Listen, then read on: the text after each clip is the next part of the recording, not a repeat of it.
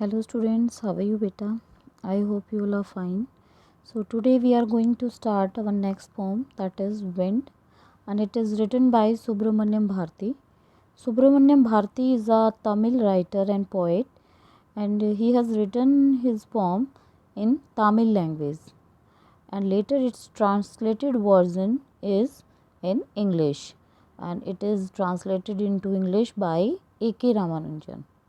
Means कि जी ये poet जो आपकी पोम है द विंड, ये बेटा सुब्रमण्यम भारती के द्वारा लिखी गई हैं। सुब्रमण्यम भारती एक तमिल राइटर और पोएट है और उन्होंने अपनी तमिल लैंग्वेज के अंदर ही ये पोम लिखी है। और इसको बाद में जो इसका जो ट्रांसलेटेड वर्जन जो आपको देखने को मिलता है वो A.K. रामानुजन द्वारा किया गया है। सो ये जो आपकी पोम है द विंड, इस पोम के थ्रू जो पोएट है आपके वो आप बताना चाहते हैं, वो ये मैसेज देना चाहते हैं कि हमारी लाइफ के अंदर काफ़ी ऐसे सिचुएशंस होती हैं, काफ़ी ऐसी प्रॉब्लम्स होती हैं, काफ़ी ऐसे स्ट्रॉन्ग वाइंड्स होती हैं कि उस टाइम हम लोग जो है वीक पड़ जाते हैं। बजाय वीक पड़ने के हम लोगों को स्ट्रॉन्ग बनना चाहिए, हमें अपने आप को स्ट्रॉन्ग बनाना चाहिए फिज़िकली और मेंटली। अगर हम फिज़िकली और मेंटली दोनों रूप से स्ट्रॉन्ग होते हैं तो चाहे कोई भी मुसीबत हमारे सामने आ जाए, हम उसका अच्छे से सामना कर पाएंगे। और ऐसे लोग जो कि वीक पड़ जाते हैं वो उन प्रॉब्लम्स को फेस नहीं कर पाते, और फेस नहीं कर पाते तो इस वजह से वो उन प्रॉब्लम्स के सामने घुटने टेक देते हैं। सो यही आपकी पोम का मैसेज है। So let's start reading our poem without wasting any time. So let's move on first stanza. So here is your first stanza. So poet says, wind, come softly. The poet says, wind, come softly. Don't break the shutters of the window. Don't scatter the papers. Don't throw down the books on the shelf. There, look what you did.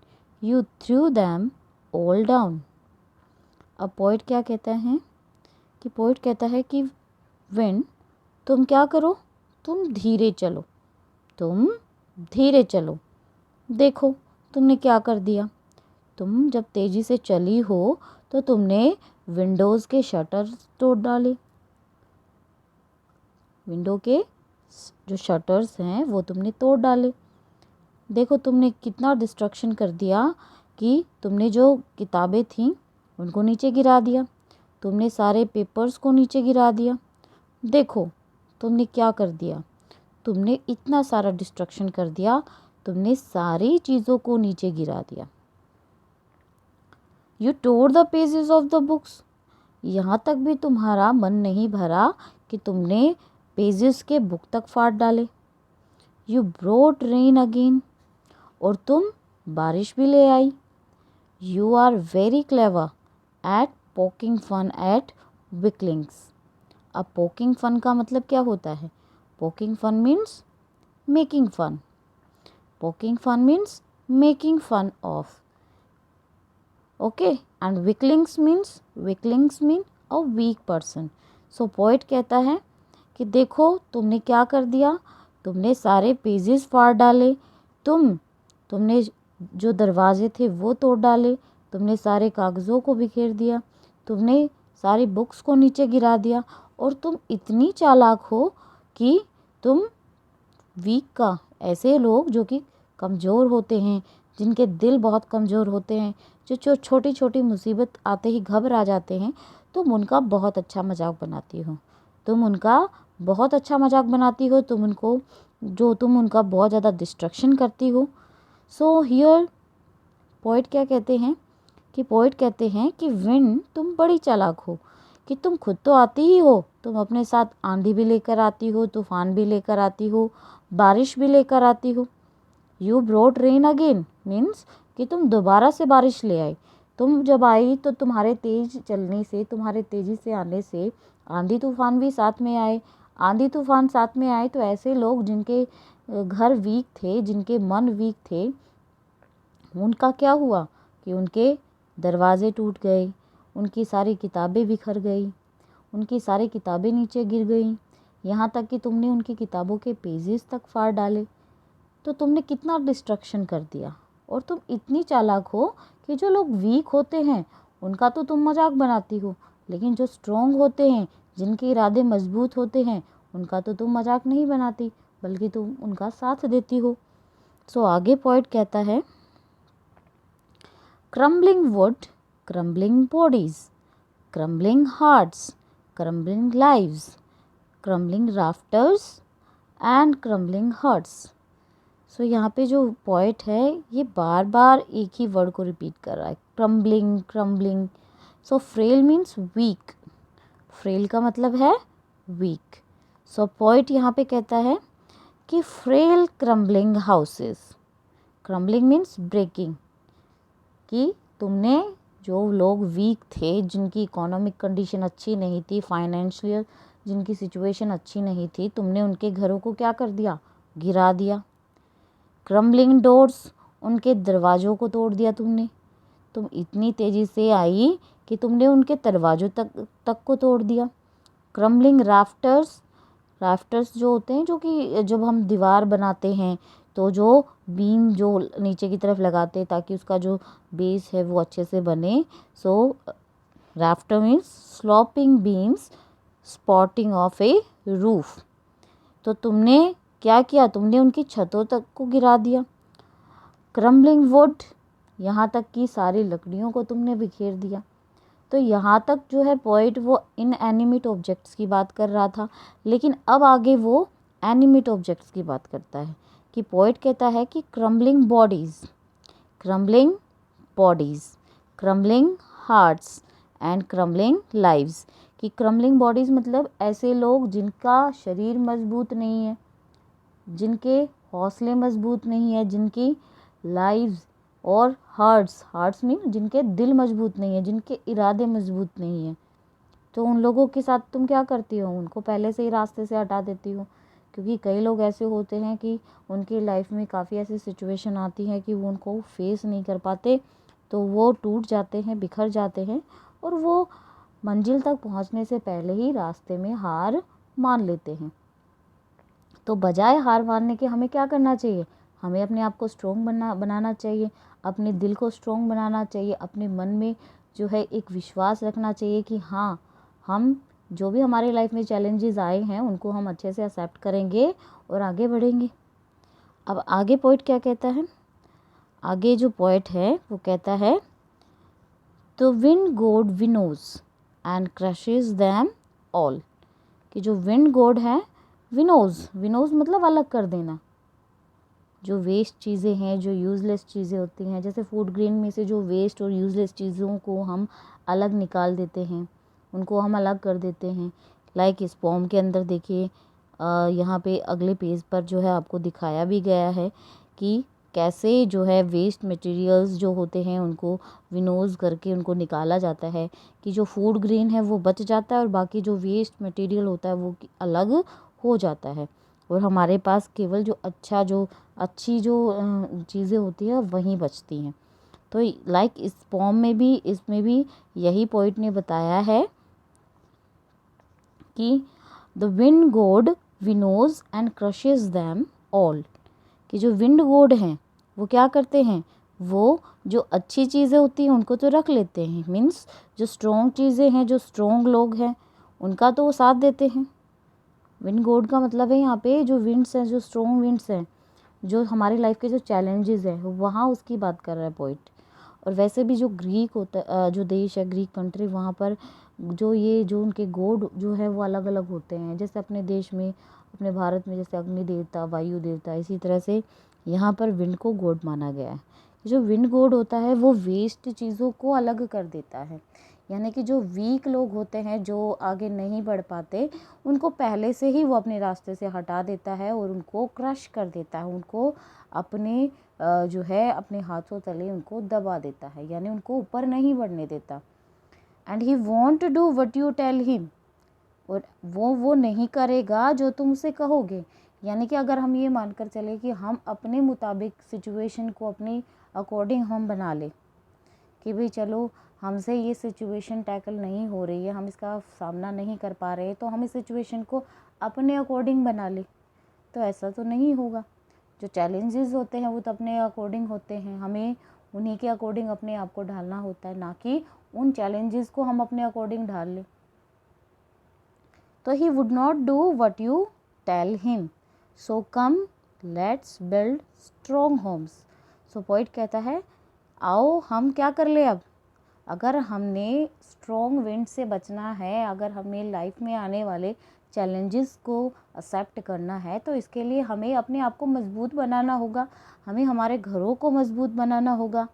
अब जब हमारे घर मजबूत होंगे तो क्या होगा, let's joint the doors firmly, practice to firm the body, make the heart stead fast, do this and the wind will be friends with us।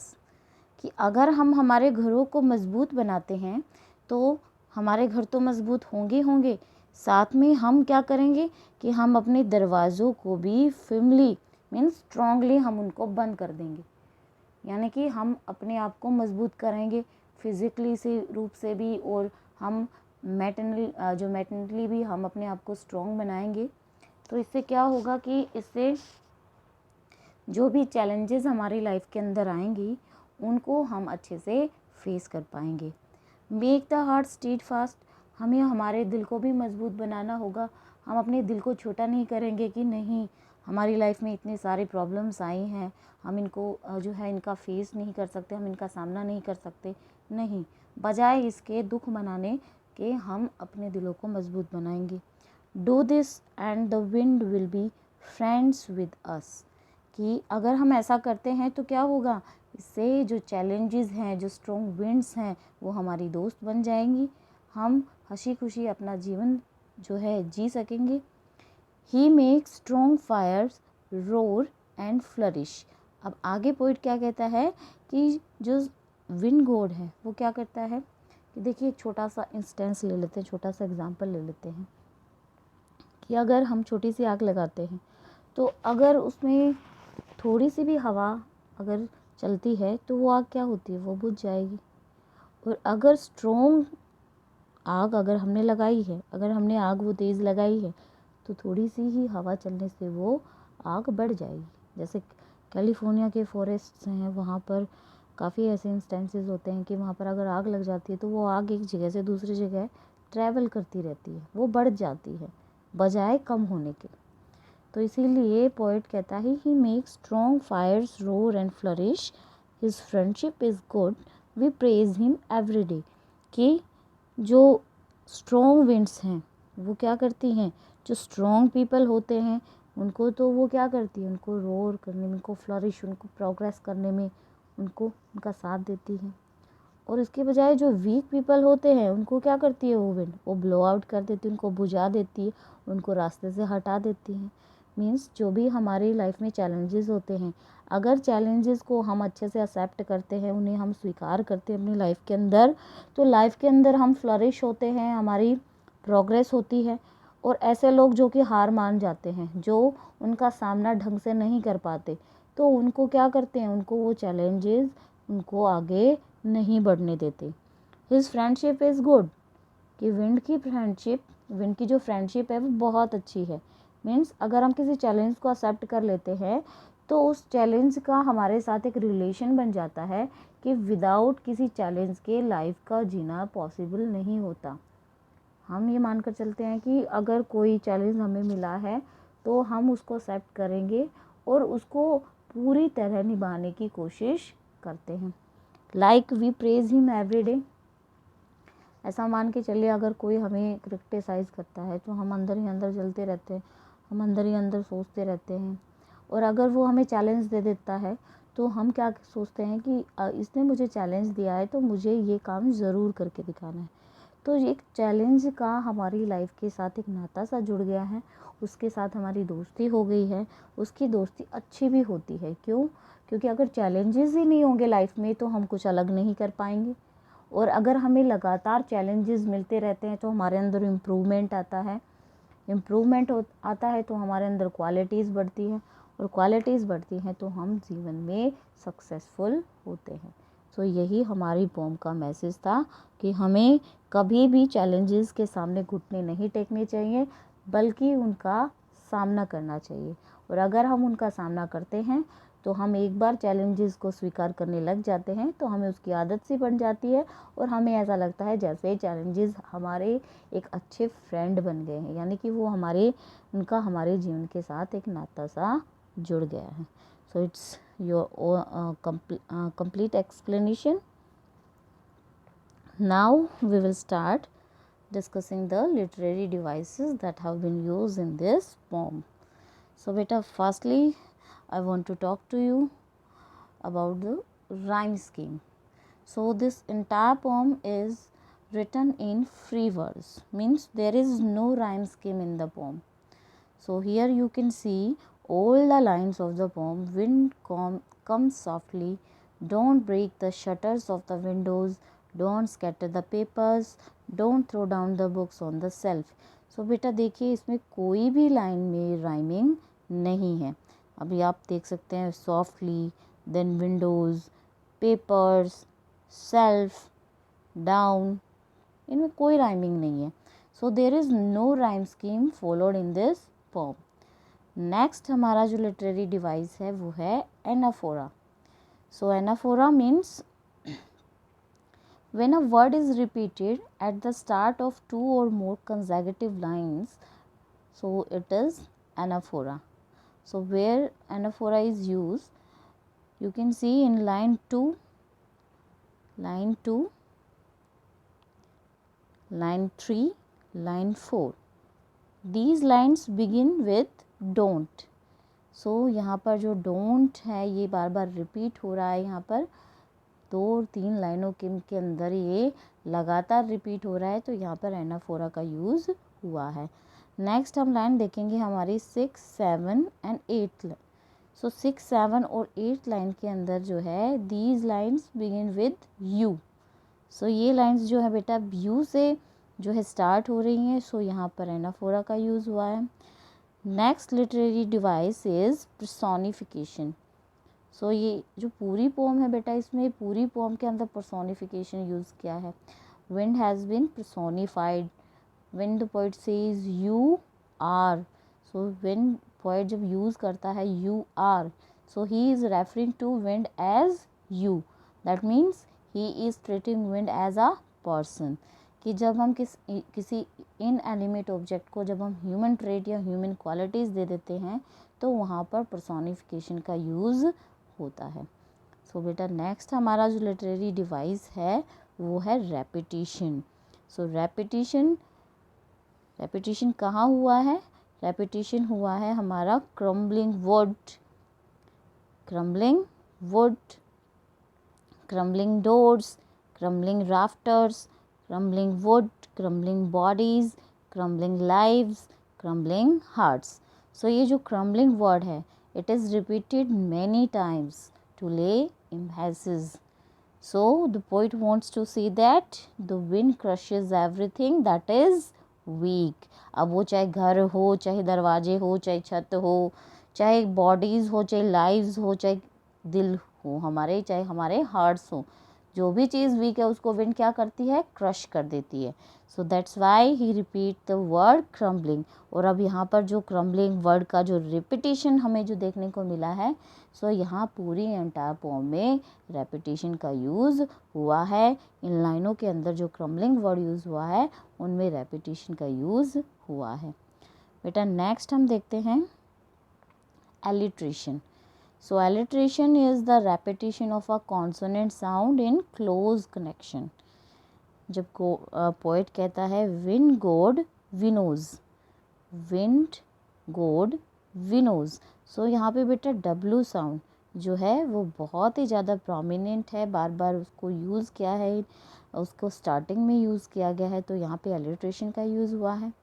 Next बेटा want what, यहाँ पर भी W साउंड जो है मोस्ट प्रोमिनेंट है, उसका हम use कर रहे हैं बार बार, तो एलिट्रेशन का यूज़ हुआ है. नेक्स्ट जो हमारा लिटरेरी डिवाइस है इस फॉर्म के अंदर वो है symbolism. See symbolism means that the thing refers to some other thing. So here wind is a symbol and it refers to the, so बेटा it refers to the challenges in life. So the poet is using wind as a symbol for the advertise of the life. कि इस पूरी whole pome के अंदर poet ने एक symbolism का use किया है। और सिम्बॉलिज्म क्या है कि जो स्ट्रॉन्ग विंड्स हैं वो किसके सिंबल है, वो चैलेंजेस का सिंबल है। सो इस पूरी इंटायर पोम के अंदर पोइट ने सिम्बॉलिज्म का यूज़ किया है। सो बेटा ये थी आपकी poem and it is complete and I think it's clear to you. So we will meet in our next video.